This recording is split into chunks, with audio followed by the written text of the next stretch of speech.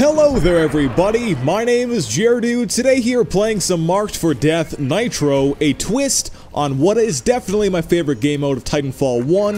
Of Titanfall 2, I'm not sure. We only had very limited time to play Marked for Death, as it only has appeared once, I believe, thinking back on it, in public. That is, it is possible to play it in private match, but I don't really ever do that. So anyways, with that being said, the game mode has been adjusted a little bit since the first time we saw it. The biggest changes being, number one, there's no longer any Titans in the mode, which I like. I welcome the addition, or the change. Oh my goodness, there we go. Haven't used the Spitfire in a bit of time, figured I want to get back into it. So yeah, there's no more Titans in this, well, Marked for Death Nitro, which I like the change. A lot of people did complain that whenever a team would get their Titans before another, even if it was only a couple Titans, that would oftentimes give them a very big advantage early on in the game that would a lot of the times almost guarantee a victory. So with that being said, with the removal of Titans, I think that'll, definitely aids that particular issue. And so far, from when I've played, that seems to be the case. Definitely seems like you can make a comeback a lot easier than you could back then. Then besides those changes, there's no boosts in this, and then finally, there's also live fire maps playable in this. And from all the live fire maps I've played on, which I've played on, I think 4 of them, everyone except for, I always forget what it's called, yeah, all the maps for live fire have been really good so far. Oh, seems like all the enemies are right over here, and I don't understand why. I don't understand one bit. Okay, we're gonna be doing some of this, holding in some of that, throwing it in there. Not quite. Get out of here, please. Now we are totally dominating them. Our team is pretty good, or their team is pretty bad. And I'm gonna hold a little bit of this one, throw that way over there. Got him. Man, I've been seeing people complain about grenade spam, and that just perplexes me, because I genuinely believe frag grenades do take a lot of skill to master. And to be making fun of them and saying they're like overpowered, I guess is what they're saying when people complain about grenade spam, I just gotta scratch my noggin a little bit and say, what you talking about? And yeah, for the longest time I was never a big fan of the grenades, but then once I did my 1v1 with Frothy Omen, he recommended to practice up with them, because he said there's a lot of potential with them, and so I listened to him, and well, I think I got pretty alright with grenades. Oh, okay. And so with that being said, I don't think frag grenades need to be adjusted at all, still. I really don't. Man, we are totally ripping them to shreds right now. I think we may do a second match here, because this is actually pretty ridiculous, but, we got a couple mark kills. I think we may as well keep it in, had a nice little intro. Maybe the next part we can meander on to some more nonsense, or, well, to some nonsense, because I think we've been staying pretty on topic to the game so far. And it wouldn't be a Jaredude video without me telling you some stories. Oh. And I think I do have a bit of a story to tell. But who knows, maybe this match will go on for a lot longer. Maybe the enemies can make a big comeback. Another thing with the grenades is people don't like when as soon as I get my frags, I start throwing them.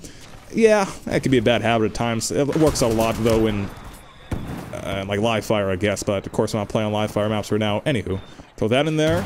Nope. Rush around the corner, there we go. Just sitting in a corner like that is not a good plan, especially when you're marked. I gotta tell you, I don't feel bad for them, because I'm getting kills, but still, they're acting silly. Okay, we're gonna go chase down the marked. We're gonna do it, we're gonna kill him. Hi. Got him. Easy time. This is what I'm talking about. Oh my goodness.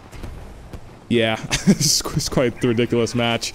We'll do another one. This will be one of those super long videos. I believe the first time I played Marked for Death, well, the first video I did with Marked for Death, when it first came around a couple months ago, I believe that was a 2-parter. If I'm remembering correctly, I could be totally wrong. That's been quite some time. But there we go! Victory! Fantastic! Get out of here! Are we gonna destroy it? Potentially. We have a lot of potential here. Nope, not quite. Okay, that's fine. Well, on to match number 2 we go. Alright, this kind of works out. Joining a match a bit late. Couple minutes in already. Looks like a bit of progress has been made for both teams. That's an alright sight. Oh, no thank you.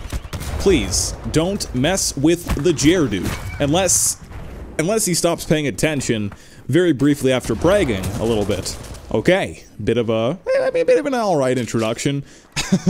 But I want to say one takeaway I believe that can be made from the previous match is that numbers do matter quite a lot in this, which, I mean, is true for pretty much every game mode, but maybe a little more so if you're down a player, especially 2 on your team, you're going to be at a pretty big disadvantage in March for Death.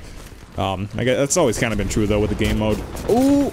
So we got a good old example of it. I mean, not a good example for them, and the enemy team, that is, that they died a whole lot. There's somebody right behind me. I'm running like a silly fool, but oh no, I forgot the design of this map. Oh, shoot. And it looks like the team... enemy team was able to kill the marked on my team. Golly. Get out of here, please! I really do love the Spitfire. Okay, let's run away.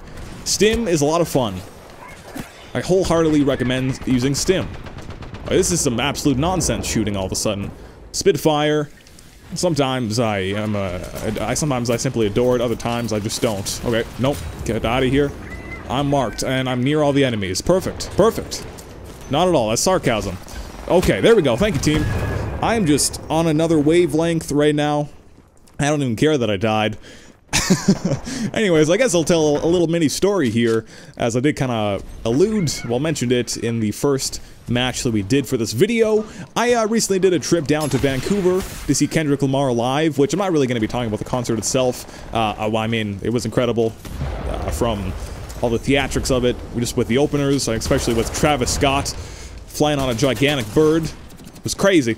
Oh, please, get out of here. To Kendrick Lamar doing some crazy stuff floating in the air. Anyways, overall the show was maybe the best show I've ever been to. Definitely the best hip-hop concert. I did get the pleasure to see Drake in September of last year on the last day of Summer 16. Not the concert, it was called Summer 16, but it was actually on the last day of Summer 2016. And that was great, seeing both him and Future live. But in comparison, the Kendrick Lamar experience was just on just a little higher, on another level. I mean, I do love them both, but anyways, what I was gonna say is that I was walking the streets of Vancouver alone, as I decided to be a bit of a cheap guy, meaning that instead of getting a hotel, so I took a Greyhound out there. I guess I should say initially, that's an important part of the story, and so to return, so I guess I should probably slow down a little bit here. Actually, we're gonna try to. Oh, they're hiding in there. Are you kidding me? What a jokester. Please. Please don't. But anyway, so I took a Greyhound out there, arrived in Vancouver around noon. Shortly after, went to the pop-up shop that was happening, selling exclusive merchandise of Kendrick Lamar's. And so I did that for the first while, and then the concert came up pretty quick, just went to grab something to eat. Then it was the concert time. But then the way I was cheap is that I didn't want to stay at a hotel, like I mentioned, because there was a bus that was leaving kind of early-ish in the morning. I mean, it departed at about 6:30 a.m. So what I'm saying is that from 11 p.m. once the concert ended until, well, 6:30 a.m. I mean, I went to the station at 5 a.m., but for the period of 6 hours, I was wandering the streets of Vancouver, British Columbia, Canada, and that was quite the experience. Nothing that exciting really happened. I just walked downtown for a little bit, then actually went near this pretty well-known park called Stanley Park. Didn't actually go into it, as there's a lot of homeless people around there at night. It's not that I have a problem with homeless people, but you know, I mean, trying to be safe and all. I don't know if there's going to be any sketchy people. It's actually incredibly dark over there, so I didn't go into the park, as it also was closed. But there was a bit of a way you could walk around. By the way, this park is by the ocean, so I was walking by the ocean on this nice pathway, and did that for a couple of kilometers, turned around, went back, just because it was getting super dark. I was no longer able to have any light from the city, so I was getting real far into the park, well, into the perimeter of it. Anyways, I don't know. It's probably the worst story ever. I was wandering the streets of Vancouver. I really didn't see anything at all. That was too crazy. I will say that at one point, leaving the pop-up shop, I ended up accidentally walking onto a street called East Hastings, and that is where a lot of homeless people live. And I kind of realized I was on East Hastings as soon as I heard someone mention morphine. So, I mean, that was alright. It was an alright time. And I guess to conclude my little story, if you want to know exactly what else I did, so I walked around a bit, then ended up hanging out at Denny's, near this gay nightclub for about 3 hours, and I mean it was popping in there. People are playing some pretty awesome tunes. There's a lot of Lady Gaga happening, which I don't have a problem with. I definitely dig some Lady Gaga tunes, and I don't know. It was a surreal experience. I was totally destroyed physically.